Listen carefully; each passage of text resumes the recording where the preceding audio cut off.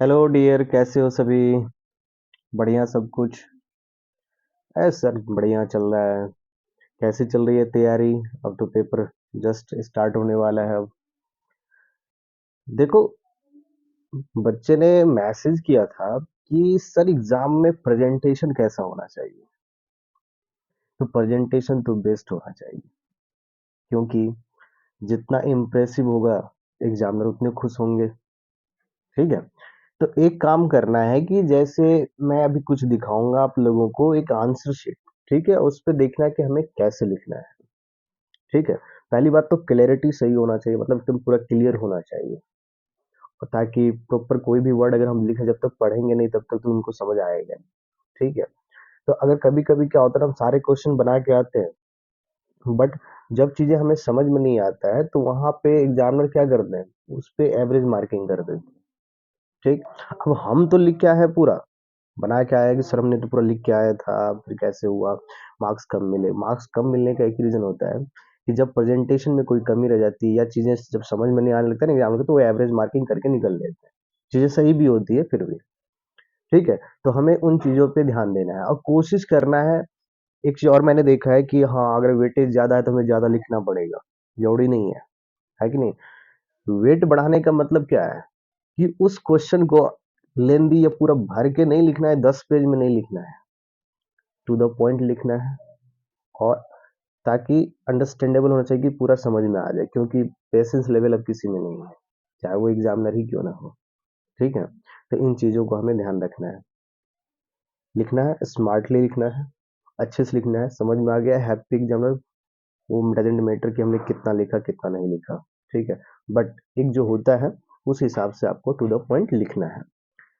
चलो मैं दिखाता हूँ कि ये आंसर शीट है। ठीक है, सभी देख रहे हो? हमारे पास जब भी क्वेश्चन स्टार्ट करेंगे तो या तो इसके फ्रंट से स्टार्ट करेंगे, देख रहे हो ऊपर में मैंने लिखा है, यहाँ ऊपर में क्वेश्चन का नंबर दे दो। या हमारे पास दूसरा ऑप्शन है, यहाँ से साइड से, है ना, पहले ड्रॉ कर दो लाइन, वहां पे लिख। क्वेश्चन जहां से स्टार्ट करेंगे तो या तो फ्रंट से या साइड में, दोनों ऑप्शन है। ठीक है। और यहाँ पे मैंने फिर साइड में भी लाइन ड्रॉ किया है। ठीक है। तो यहाँ पे जो ड्रॉ किया है ना, इसका मतलब यह है कि यहाँ पे कोई भी अगर छोटी छोटी कैलकुलेशन होगी प्लस माइनस इंटू करने का, तो वो हम यहाँ पे ड्रॉ करेंगे। ठीक है। अब अगर कोई क्वेश्चन हमने लिखा और मान लो कि हमने यहाँ से स्टार्ट किया और यहाँ तक आके क्लोज खत्म हो जा रहा है। ठीक है। तो अब ये नहीं कि हम दूसरा क्वेश्चन यहीं से स्टार्ट कर देंगे, नहीं। हम इसे नेक्स्ट पेज से, फिर प्रेस पेज यानी कि हम यहाँ से स्टार्ट करेंगे। ठीक है, यहाँ से स्टार्ट करेंगे।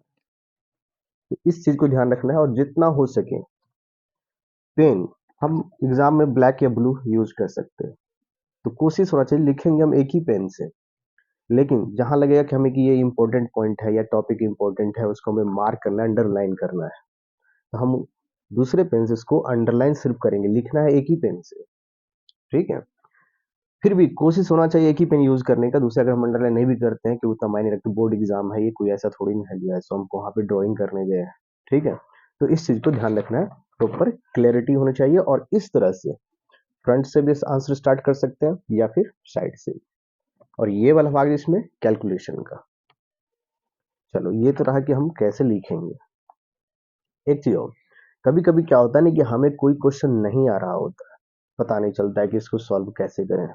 ठीक है। तो हमारे पास एक ऑप्शन होता है कि अगर उस क्वेश्चन से, जिस चैप्टर से है, जिस टॉपिक से है, तो कोशिश करना है कि जितना हो सके उस टॉपिक से रिलेटेड अगर कोई फॉर्मूला है या जो भी कॉन्सेप्ट हमें पता है ना, उससे रिलेटेड उसको थोड़ा बहुत मेंशन करके आना है, छोड़ना नहीं है।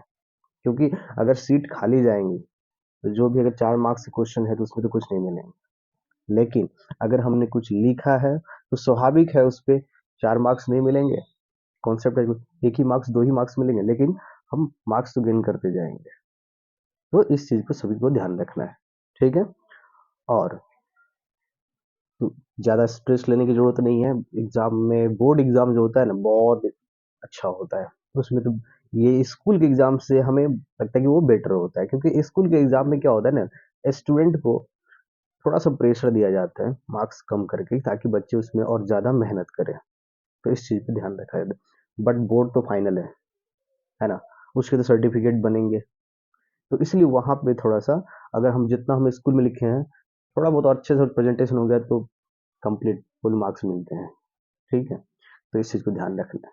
ठीक है, अच्छे से सभी पेपर दो, बेस्ट ऑफ लक, बढ़िया एग्जाम जाएगा, पूरा एनर्जेटिक रहो, खा पी के पूरा जाना है, बिल्कुल स्ट्रेस नहीं, स्ट्रेस फ्री, अच्छा एग्जाम जाएगा। ठीक है, तो सभी को ऑल द बेस्ट, एंजॉय करो पूरा पेपर को, टेंशन नहीं लेना है, टेंशन को साइड करो, डन। ठीक है, बाय, फिर मिलते हैं नेक्स्ट वीडियो में। अभी तो अब कंटिन्यू, बीच में पेपर था, एग्जाम चल रहा है, इसलिए थोड़ा सा मैं बिजी हूँ उसमें, टेस्ट पेपर बनाने में, क्वेश्चन बनाने में।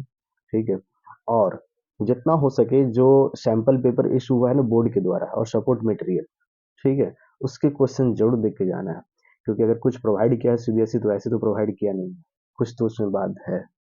ठीक है, सपोर्ट मटेरियल ध्यान रखना। ठीक है।